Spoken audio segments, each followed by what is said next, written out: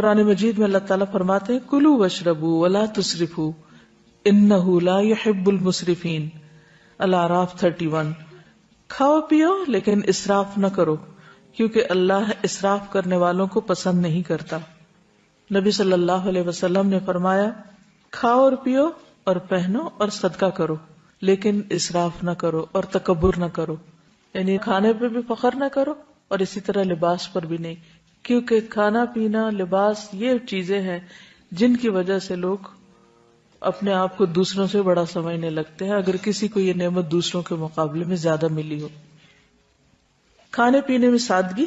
حضرت انس فرماتے ہیں میں نہیں جانتا کہ نبی صلی اللہ علیہ وسلم نے کبھی پتلی روٹی دیکھی ہو، چپاتی، یہاں تک کہ آپ اللہ سے جا ملے، اور نہ آپ نے کبھی مسلم بھنی ہوئی بکری دیکھی کہ پوری کی پوری بکری ایک ہی طرح تیار کر دی جائے کھانے کے لیے۔ حضرت عائشہ فرماتی ہیں کہ نبی صلی اللہ علیہ وسلم کے گھرانے نے اگر کبھی ایک دن میں 2 مرتبہ کھانا کھایا تو ضرور اس میں ایک وقت صرف کھجوریں ہوتی تھی، یعنی 2 وقت پراپر میل نہیں ہوتا تھا، میل ایک ہی اور اس کے ساتھ باقی کوئی بھی را چیز۔ ہمارا 3 وقت کا کھانا تو وہاں 1 وقت کا کھانا۔ ایک اور حدیث میں آتا، صحیح بخاری کی روایت ہے، آل محمد صلی اللہ علیہ وسلم کبھی پے در پے 3 دن تک سالن کے ساتھ گیہوں کی روٹی نہیں کھا سکے، یعنی 3 کنزیکٹیو ڈیز ایسا کھانا نہیں ملا، یہاں تک کہ آپ اللہ سے جا ملے۔ اسی طرح یہ ہے کہ جسمانی ضرورت مثلاً قد کاٹ، عمر، کام کاج کی نوعیت کے اعتبار سے بھی غذا کا تعین کرنا چاہیے اور اس کی مقدار کا بھی۔ اسی طرح سادہ اور متوازن غذا زیادہ بہتر ہے۔ کھانا بھوک لگنے پر ہی کھانا چاہیے، اور کچھ بھوک ابھی رہتی ہو تو کھانا چھوڑ دینا چاہیے۔ کچھ غذائیں جن کا ذکر قرآن مجید میں ہے، سب سے پہلے کھجور۔ اس کے اندر ایسے اجزاء پائے جاتے ہیں کہ اگر آپ 1-2 کھجوریں بھی روزانہ کی کھا لیں تو جسم کی دردیں جس کا اکثر لوگ شکار رہتے ہیں، یا پھر بڑھاپے میں بہت سی چیزوں کی جب کمی ہو جاتی جسم کے اندر تو بہت سے لوگ صرف دردوں کی شکایت کرتے ہیں، تو اس میں بھی اس کا بہت فائدہ ہے۔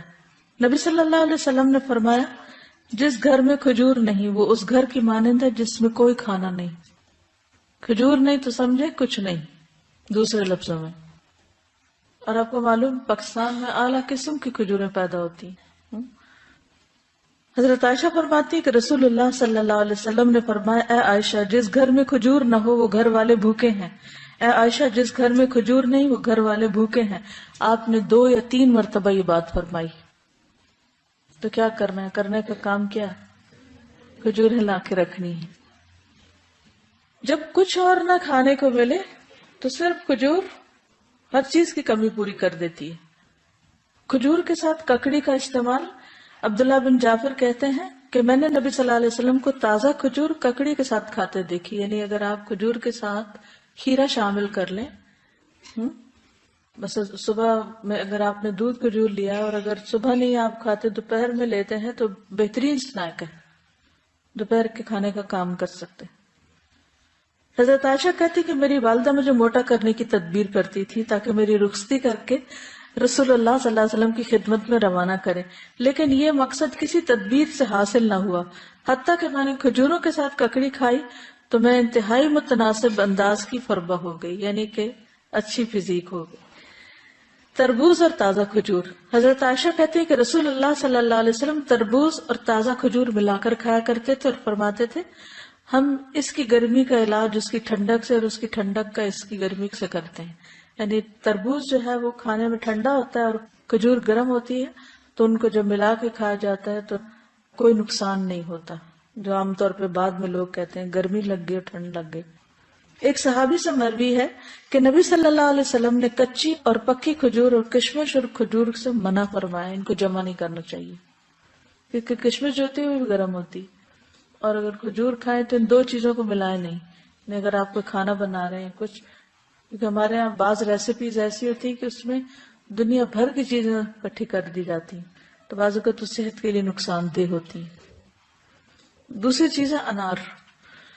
حضرت علی فرماتے ہیں کہ انار کو اندر والے چھلکے سمیت کھایا کرو کیونکہ یہ معدے کی بیماریوں کا علاج ہے. ہم عام طور پہ صرف اس کا پھل نکال کے کھا لیتے اور باقی سب چیزیں ویسٹ کر دیتے ہیں.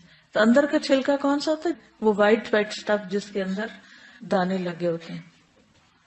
انار بھی جنت کا پھل ہے اور اس میں بھی بہت سارے فائدے ہیں. زیتون، قرآن مجید میں اللہ تعالیٰ نے انجیر اور زیتون کی قسم کھائی، والتین والزیتون. ان کے فوائد کے پیش نظر روزانہ کم از کم 1 انجیر، 1 زیتون اور خالص زیتون کے تیل کا 1 چمچہ استعمال کرنا فائدہ مند ہے. جسمانی توانائی اور دماغی قوت کے لیے زیتون کے تیل کی مالش بھی یعنی مساج بھی فائدہ مند ہے.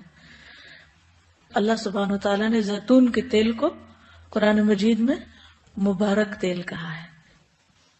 حدیث میں آتا ہے کلوا الزیت وادہنوا بہ فانہ من شجرۃ مبارکہ.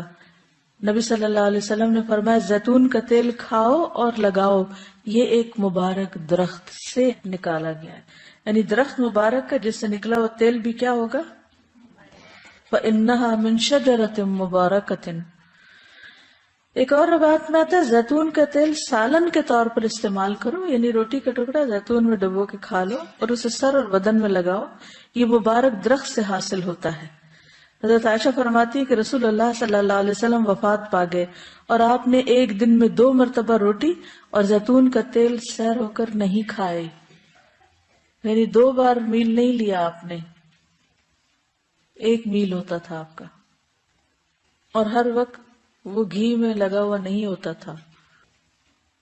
پیلو کے درخت کا پھل. جابر بن عبداللہ کہتے ہیں کہ ہم رسول اللہ صلی اللہ علیہ وسلم کے ساتھ مر الزہران کے مقام پر تھے، ہم پیلو توڑ رہے تھے. آپ نے فرمایا جو خوب کالا ہو وہ توڑو کیونکہ وہ زیادہ لذیذ ہوتا ہے، یعنی یہ بھی کھانے کی چیز ہے. کدو. فنبذناہ بالعراء وہو سقیم وانبتنا علیہ شجرۃ من یقطین. پھر ہم نے اسے یونس علیہ السلام کے ایک چٹیل میدان میں ڈال دیا جبکہ وہ بیمار تھے اور ہم نے اس پر کدو کا بیلدار درخت اگا دیا. انس بن مالک کہتے ہیں کہ ایک درزی نے رسول اللہ صلی اللہ علیہ وسلم کو کھانے پر بلایا. وہ کہتے ہیں کہ میں خود بھی اس دعوت میں آپ کے ساتھ گیا. اس درزی نے روٹی اور شوربہ جس میں کدو اور سوکھا گوشت تھا رسول اللہ صلی اللہ علیہ وسلم کے سامنے پیش کیا. میں نے دیکھا کہ نبی صلی اللہ علیہ وسلم کدو کے قتلے پیالے میں تلاش کر رہے تھے، یعنی گوشت بھی تھا اور کدو بھی، تو آپ گوشت کی بجائے کدو اٹھا اٹھا کے کھا رہے تھے. اس دن سے میں بھی برابر کدو پسند کرتا ہوں. حضرت یونس علیہ السلام کی بیماری کے علاج کے طور پر کدو کی بیل اگائی گئی تھی جس سے ان کے جسم پر جو بھی مچھلی کے اسٹمک میں جانے کی وجہ سے جو ایسیڈک مادہ تھا وہ لگنے سے زخم وغیرہ ہوئے ہوں گے، ان کا علاج اس سے ہوا. انس کہتے ہیں کہ اس کے بعد جو کھانا میرے لیے تیار کیا گیا اور جتنا مجھ سے ہو سکا میں نے اس میں کدو کو ضرور شامل کر لیا. چقندر اور جو. سہل بن سعد کہتے ہیں کہ ہمیں جمعہ کے دن بڑی خوشی ہوتی. ہماری ایک بوڑھی خاتون تھی، وہ چقندر کی جڑیں لے کر اپنی ہانڈی میں پکاتی، اوپر سے کچھ جو کے دانے اس میں ڈال دیتی. ہم جمعہ کی نماز پڑھ کر ان کی ملاقات کو جاتے تو ہمارے سامنے یہ کھانا رکھتی، یعنی ہر جمعہ وہ یہ کھانا پکا کے رکھتی اور ہم سب کھاتے. جمعہ کے دن ہمیں بڑی خوشی اسی وجہ سے رہتی تھی، یعنی ہمیں پتا ہوتا تھا آج اچھا سا کھانا ملے گا. ہم نماز جمعہ کے بعد ہی صبح کا کھانا کھایا کرتے تھے. اللہ کی قسم نہ اس میں چربی ہوتی تھی نہ گھی، یعنی چقندر ہوتے تھے ابلے ہوئے اور اس کے اوپر جو کے کچھ دانے، پھر بھی خوش ہوتے تھے. ہمارا کیا حال ہے؟ کہتے اللہ کی قسم نہ چربی ہوتی تھی نہ گھی.